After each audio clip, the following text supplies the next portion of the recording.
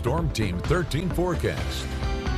Plenty of humidity out there at the moment with the dew point sitting at 80. That's not just a tropical air mass. That is rainforest type of tropical air mass. 85, really not all that hot, but you add the 80-degree dew point in outside and it is nasty. That is what you're feeling when you step outside, is that amount of water in the column. That's what the dew point represents. It's the temperature at which that column reaches saturation. 85 the temperature out on the beach with a wind out of the south that has kicked the surf up today with the ongoing wind overall throughout the day. We got a single red flag flying Bay, Walton, Gulf, and Franklin County. If you are headed to the coast tomorrow, grab the sunscreen. 11.6 means you can burn in about 5 to 10 minutes with that UV index in the extreme category. Pollen count back in the moderate category, and our air quality on the good side. There you can see the shower activity is still remaining. A lot of it is starting to fade over the last couple of hours and should continue to do so. So if you have plans to get out late tonight and check out the meteor shower, you should see decent visibility. The cloud cover will be in and out, but overall expecting mostly cloudy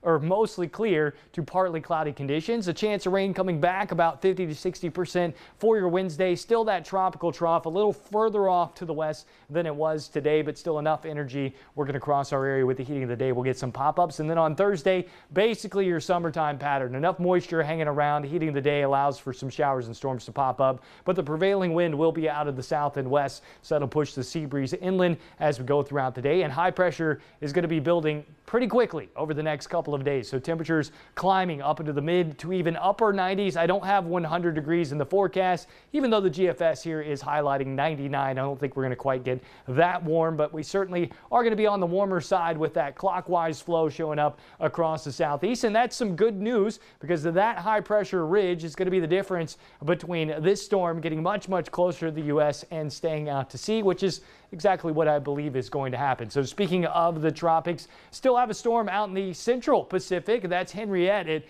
actually came back to life yesterday. It was a remnant low last week. And as we check out the Atlantic, our Carolina low still hanging out up there, just a 10% chance of developing. And there's our tropical trough, no chance of developing. There's another tropical wave hanging out down around Central America. That's going to work across the Yucatan and probably bring some rain to Texas.